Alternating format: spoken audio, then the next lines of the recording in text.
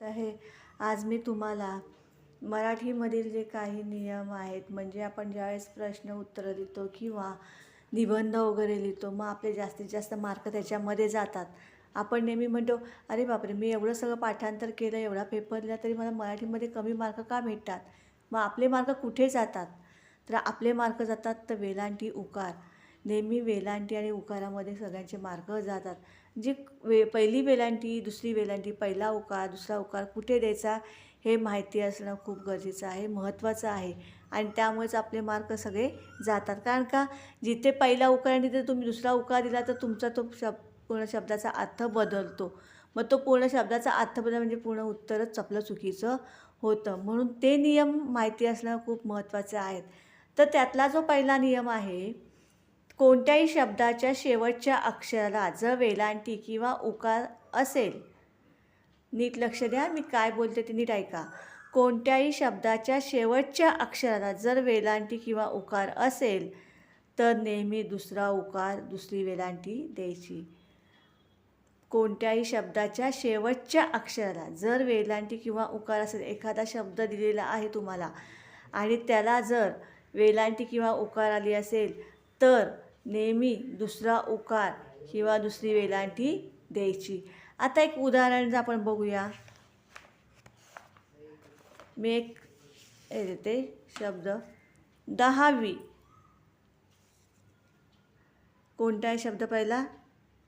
10वी.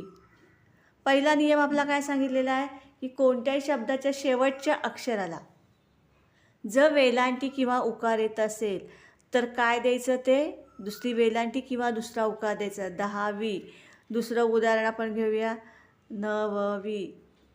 दुसरी वेलांटी आली ना. त्यानंतर अजून एक उदाहरण आपण घेऊया. जाऊ. जाऊ. जाऊ हा शब्द लिहिताना आपण कसं लिहिणार? जाऊ. दुसरा उकार आपण लिहितो. शिकू. आला दुसरा उकार. म्हणजे कोणत्याही शब्दाच्या शेवटच्या अक्षराला जर वेलांटी किंवा उकार असेल तर तो नेहमी दुसराच द्यायचा. हा महत्त्वाचा आहे पहिला नियम. त्यानंतर दुसरा नियम जो आहे, आता ह्याच्यामध्ये अजून 2 शब्द असे अपवाद आहेत. अपवाद असलेले शब्द कोणते आहेत? परंतु. परंतु जो हा शब्द आहे ना, आता ह्याला पहिला उकार दिलेला आहे, दुसरा उकार नाही. म्हणजे काही असे शब्द अपवाद आहेत. परंतु, आणि, त्यानंतर तथापि, असे 2-3 शब्द ह्याला अपवाद आहेत की त्यांची उकार वेलांटी आहे काय येतो? पहिला येतो. बाकीचे काही शब्द जे आहेत त्याला दुसरी वेलांटी, दुसरा उकार येतो. पहिला नियम समजला तुम्हाला.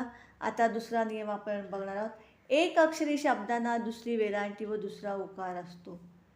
एक अक्षरी जे शब्द असतात ना, त्यांना दुसरी वेलांटी किंवा दुसरा उकारच असतो. असं उदाहरण कोणतं येईल? दुसरा नियम काय सांगितला आहे की एक अक्षरी शब्द किंवा अक्षर असेल, एक अक्षरी शब्दांना दुसरी वेलांटी व दुसरा उकार असतो. मग एक अक्षरी शब्द कोणते आहेत? पी. आपण म्हणू ना, पाणी पी. तू. मी. धू. हे जे आहेत ते एक अक्षरी शब्द आहेत. ह्या एक अक्षरी शब्दांना दुसरी वेलांटी व दुसरा उकार येतो. महत्त्वाचा दुसरा नियम तुम्हाला समजला का? जे एक अक्षरी शब्द असतात त्या एक अक्षरी शब्दांना दुसरी वेलांटी किंवा दुसरा उकार असतो. उदाहरण मी सांगितले, पी, मी, तू, धू. त्यानंतर तिसरा नियम आहे जोडाक्षरी अक्षराला, जोडाक्षर म्हणजे जोडलेल्या शब्दांच्या आधीच्या अक्षराला पहिली वेलांटी व पहिला उकार द्यावा. आता तिसरा नियम जो आहे, जे जोडाक्षरी शब्द जे असतात माहिती आहे ना, जोडाक्षरी अक्षराला जोडून आलेले असतात ते जोडाक्षरी असतात. तर जोडाक्षरी जे शब्द आहेत त्या शब्दांच्या आधीच्या अक्षराला पहिली वेलांटी पहिला उकार द्यावा. जोडाक्षरी शब्द जे आहेत त्याच्या आधीच्या अक्षराला पहिली वेलांटी पहिला उकार द्यावा. आता त्याचं उदाहरण आपण बघूया. पुस्तक. पहिलं उदाहरण काय आहे? पुस्तक.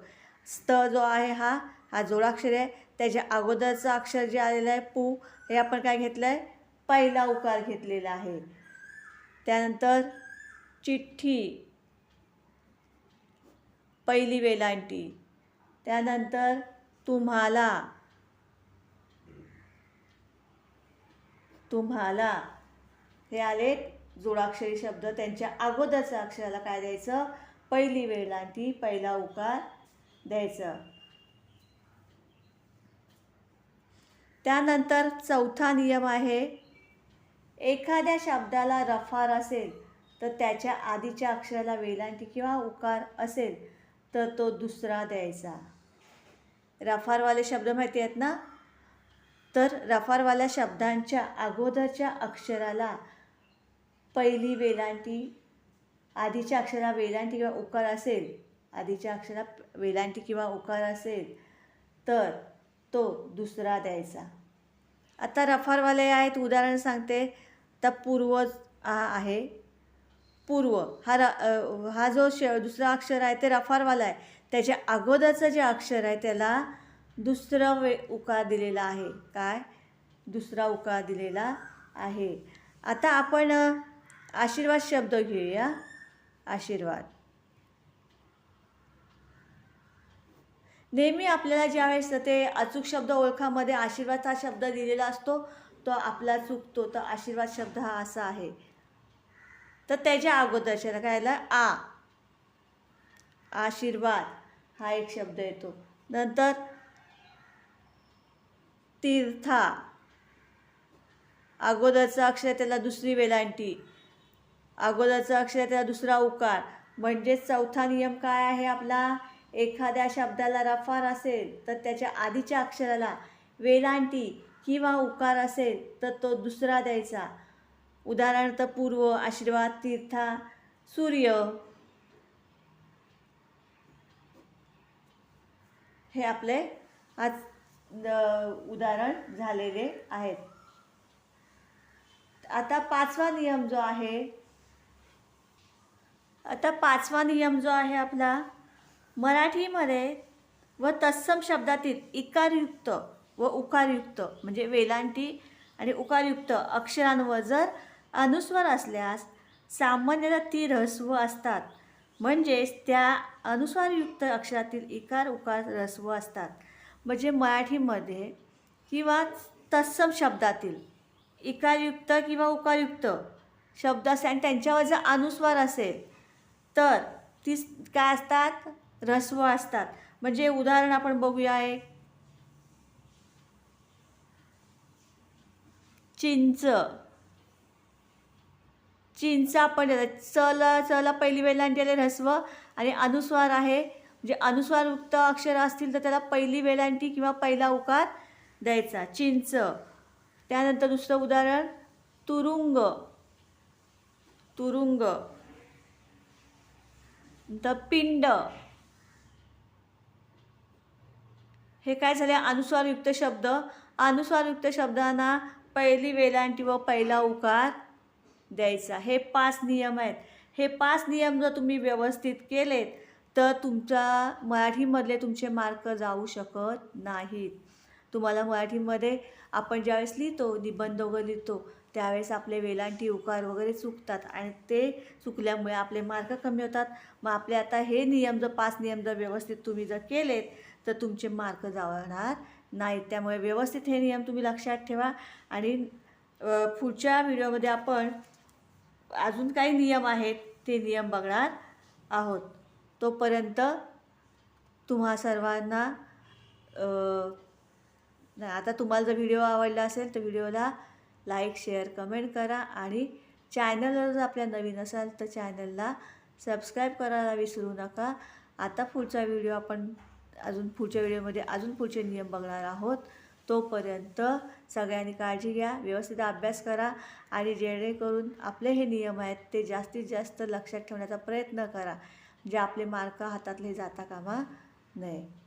व्हिडिओ बघितले सर्व विद्यार्थ्यांचे मनापासून खूप खूप धन्यवाद.